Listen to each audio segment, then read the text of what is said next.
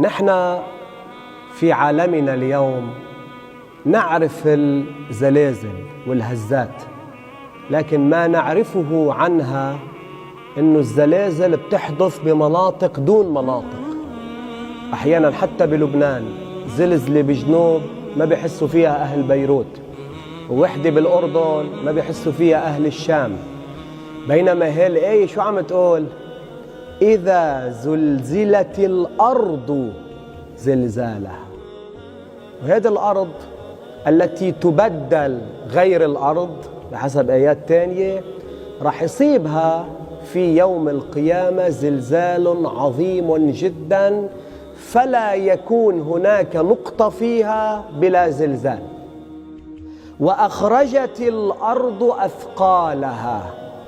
بعد الزلزال والهزة العظمى التي تصيب الأرض تخرج الأرض أثقالها، تخرج من باطنها. بس شو بتطلع؟ في عنا أشهر رأيان. الرأي الأول أنها تخرج من دفن فيها. إحنا قد ما نمشي منلاحظ أنه احتمالية نكون عم ندعس على قبر قديم، فتخرج أثقالها من الأبدان، من الأجساد، في إشارة إلى بدء الحشر. الرأي الثاني بيقول أخرجت الأرض أثقالها، أثقالها كنوزها ومالها وذهبها الذي دفن في باطنها. هلا بتقلي شو الفايدة؟ غير أنه عملية الزلزال العظيم البعثرة التي تحدث بتخلي السافل عالي والعالي سافل.